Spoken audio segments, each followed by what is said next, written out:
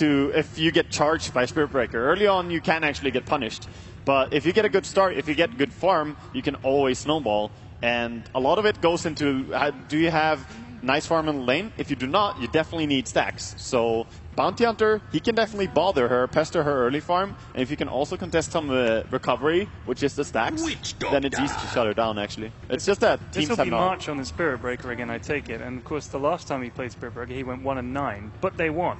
So how important is the way he plays Spirit Breaker more as for the team rather than for any kind of anything else? I think it's super important for MVP because they need an initiator, someone who can force the fight so that they do have these chaotic games. If you don't have a hero like Spirit Breaker or something crazy like Bristleback who just runs at the enemy, there might just be a passive game, which is what I think Empire would win every time. Yeah, that's a classic example where the stats don't tell the whole story. Yeah. I mean, if you play Spirit Breaker as a pick-off-oriented hero, he's going to have that sexy KDA, right? But at the end of the day, the way MVP Phoenix plays, Spirit Breaker is going to be YOLO charging in, setting up. He might have that bad KDA, but he's setting those teammates up. Yeah. If it was American football, he's the guy who makes holes in the defense or so. I don't know. I mean, he's the lineman, man. He's there. That's the guy. Create The opportunities. lineman. Yeah, the lineman. You messed up when you said NFL analogies. What's going on? NFL analogies? What? What? What? Well, we're in America. Oh right, yeah. Are we? Yeah, we've got help.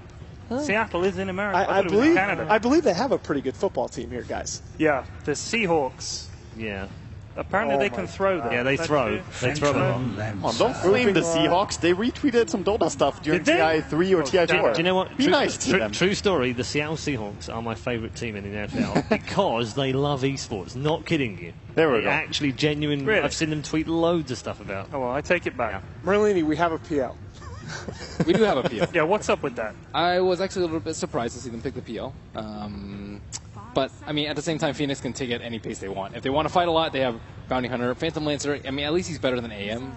I think he's a good fighting carry, honestly. If you itemize towards it and take him into the fight, he's pretty good against, he's amazing against TA. He is pretty good against Bane as well, because he only has single target. So right now, there's not much that is good against Phantom Lancer. Even the Undying, sure. Tombstone and Decay, but Phantom Lancer killed her pretty easily. I always feel like he doesn't really need much to get going either, and to become a pain in fights. Like, once he gets a diff, basically, a lot of heroes are like, well, it goes fun. He doesn't do a lot of damage, though, I would say, like in the first 10, 15, unless you have a Dazzle. I think Dazzle plus PL is really strong because of the double heal combo. I think he's going to need to go drum first in this game. Important thing as well, if you go fighting PL, you can't skill build like the burning build, okay? That's a farming build. If you put 1 point in Doppelganger and then you go, I'm going to join every fight from now on, you have 25-second cooldown on a Doppelganger, that's not the fighting build. If you max that and have 10-second cooldown on it, you're extremely hard to lock down and kill. So it depends on how you itemize and how you skill build. The hero is pretty flexible, I think. What heroes deal with PL? The only one I can really think of is actually Anti-Mage. Ember's banned, Gyro is out, Lesh is pretty good, but he's already out too. What other ones have like heavy AoE? Because they have none right now. Yeah, they're really lacking in that field. There you go. Yeah. Good Wow, job. Ben. Wow. Amazing. Anti-Mage. Yeah, it's just The graph like, shifted so quickly. I was like, it's going to be so all fighting is a PL. Okay, I counter with your Anti-Mage. Well, this is what Empire want. They have Undying for team fight, they have Bane and Tusk for some single targets so you can set up the fights, and then they have Anti-Mage to farm up. TA, of course, scales well as well. But I think MVP are just going to bring the action in again, and it's about how Empire can control that. Oh, goodness. Q-Olina. Wow. Wow. Yeah. Okay, well, this could be an awful lot of fun as we head out of the draft and into the game. Game 2, MVP Phoenix on the verge of going through the lower bracket at the expense of Team Empire. They've got to hang in there as we head back to our commentary team of ODPixel and Syndrome. Hello, ladies and gentlemen, and welcome back for Game 2 between Phoenix and Team Empire. And after quite a spectacular Game 1, I think we can expect some crazy stuff coming out from both sides. Of course, Empire, this game meaning everything to them. They need to pull it back here if they wish to stay in the International. It seems like every single time Empire has a really crucial game, they pick Anti-Mage, like if they can get away with it. It's been a pattern in this tournament, it would seem, so it's the strategy they will fall back on always when things just aren't going as planned. At least this tournament, as they didn't, apart from TI, they haven't picked it all year. So that's pretty interesting to see. It's a fact I bring up every single time they pick it, and I guess people are getting tired of that. So let's talk about something else. I like Empire's draft against MVP a lot, and it's because they can't really challenge the anti-mage very well if they just decide to... Actually, never mind, they're running Yoku on Dying, so maybe there is a shot, but still, I would be very surprised if MVP managed to contest Silent very much in the safe lane, so he'll get great farm. And they chose to pick Lina into TA. This is a matchup that Lina is known for losing. Like, it's one of the only lanes she actually generally just flat out loses to her opponent one-on-one in mid. So it's possible MVP will have to help out a lot with Febby around the mid lane, and again, that's just going to help Silent have a very good safe lane since the bounty isn't on him.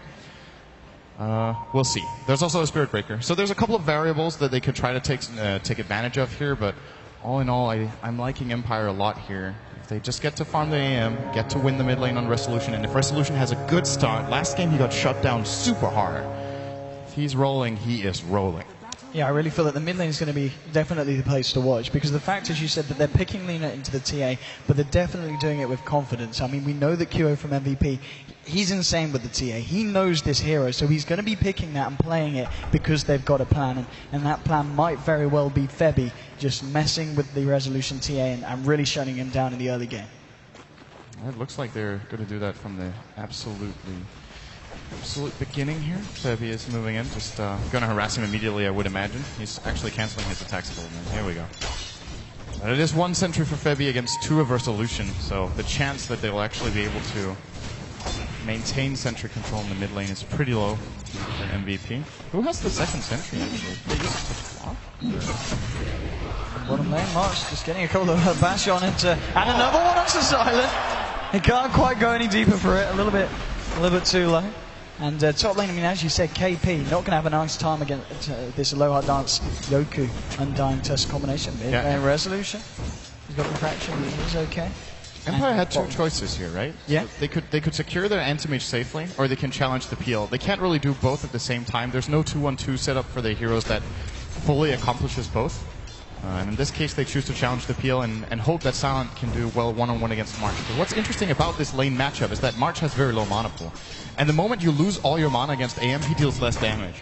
So this is one of those awkward situations where it's actually best for Spirit Breaker to be out of mana. He wants this exact thing to happen. Oh, the cask here on top lane between Yoku and Aloha Dance. They're moving in onto Nuts here. They want to find the Witch Doctor, and the punches doing a hell of a lot in Nuts with the Voodoo Restoration. Will be enough to get him back towards the tower now. He's just going to turn back in. Aloha Dance being chased down by KP. KP should be able to find first blood here, but the sound coming out, doppelganger forward. They'll find him in the river. Febby's there as well. They're going to try and give this to KP potentially. No, Febby will just take it. First blood there for the side of MVP. This is a very big deal. This was the lane that Empire set out to counter. And now, of course, the kill does not go onto the PL, but he gets a little bit of more time up here and will feel a little safer as Witch Doctor, of course, was also part of the kill and does get some experience off that. Meanwhile, bottom lane always want to fly. Still hasn't skilled yet. Very unusual 2.5 minutes into the game to not have put a skill point, but hasn't really found any advantage in skilling either Nightmare, Rain Step, or the Infuse. With a haste, Resolution has got 3 bolt charges. He's got to use them under the cover of Refraction, but Febby's just going to continue to chase this. Refraction now done for 12 seconds. He's still got 2 charges, but that's 1 wasted. This is his last one. Febby's going to continue to chase Resolution here. I don't think there's any escape here for the TA and Febby. Oh, this is the most slowly, you know. He's not going to... it's too deep. Ray's out, but Febby really wasting a lot of Resolution's time. They're forcing him to take the long route back to base. Resolution is losing mid again. Yeah, and off the back of that. In both games, Febby has done so much. First game, he played the IO and helped out the TA in the beginning. This time, he's playing the Bounty Hunter. And sending Resolution back to base like that, it's not just that he has to go back to base, it's how long it takes. He just missed out on, I think, 1.5 creep waves. And look at the CS difference. He was 12 and 10 against 6 and 4. And this is a TA favored matchup. I mean, as I was saying in the beginning, they were going to pick it into confidence, and this confidence paying off. We're getting a lot of space here in the mid lane.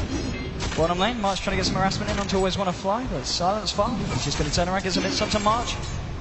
They're barely tickling him. He has 7 armor and blocks 20 damage with his Torment Shield. AM hits him for like... Okay, how much damage do they do per swing? They probably both do like 20 damage a hit. It's not a lot with that poor man's shield. But on the same time, favouring Empire here, the fact that Silent, he's getting a lot more free farm than the PL. He's 20 for 5 compared to the 14 for 2 on KP. So this bottom lane going going favourably here for the Radiant. But at the same time, the trade-off is that Spirit Breaker is able to sit there, get a lot of levels out of this. And Bane just not able to do quite enough. And March is turning around for a bash there. Gives him a quick dash. Febby's come up to the top lane. Goku and a low hard dance trying to disrupt the side pull. And now Febby's going to go in with KP with the Spirit Lance, moving on to a low hard dance. Yoku gets a 2-man decay off though. It's a little bit too hard for MVP to dive onto that one. And back to the mid lane, and Kyo just continuing to have a great time here against Resolution. Again, just proving to be potentially the stronger player here. Febby's coming in. If Resolution would have gone in for that last hit, he would have been in a lot of trouble, and wisely doesn't try to go for it. I think he actually would have died. He has chosen not to skill meld.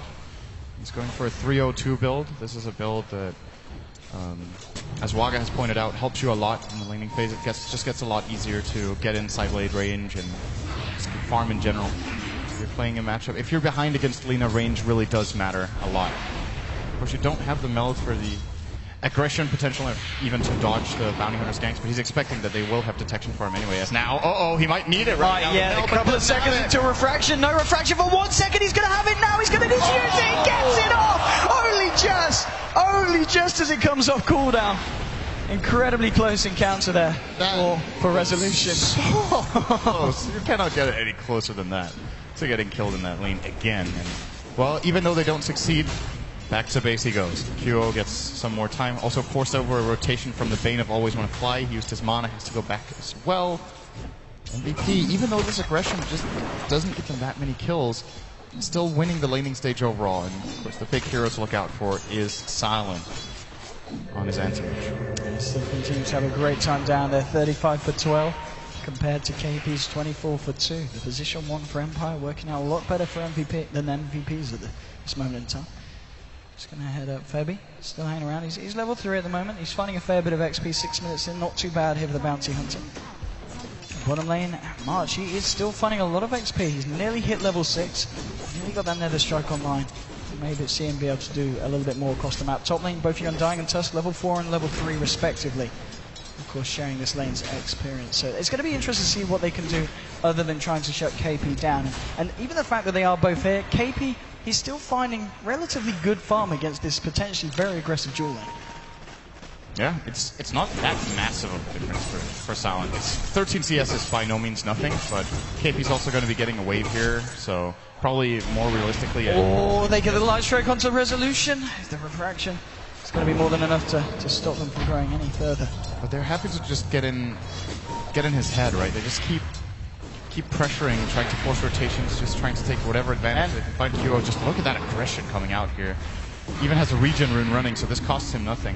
And I want to point out, the reason this is important They're going to go in for this, I think, as well. Wow, if Febby can get the hit on, because they've got the Laguna Blade available, Resolution's got to be very careful how far he comes out, and he knows it. Yeah, he just goes straight back. Yes, this ward right here that gave it away, so... This is important for a couple of reasons. First of all, it was a lane that Lina was supposed to lose. If it was a raw one-on-one, I think Resolution would have taken it against QO, but it wasn't. But the second thing is Lina actually nice really well. good against anti. QO's rotated down here, has got the Laguna Blade available. It's a question if they want to dive this. I think they might, because Always Want to Fly incredibly low. They're going to turn their attention towards him. March heading forward. There's been a TP in from Resolution, looking for a defense. They'll find Always Want to Fly here. That's going to be the first kill. Stun onto Silent. They've got to be careful at this TA, because now TA is going to turn their attention towards QO. If QO knew that Silent hasn't skilled Spells Field, I think he could kill him right now. He might realize what the damage his spells are doing, but... At the same time, top lane, Witch Doc's able to find a kill there onto the Undying.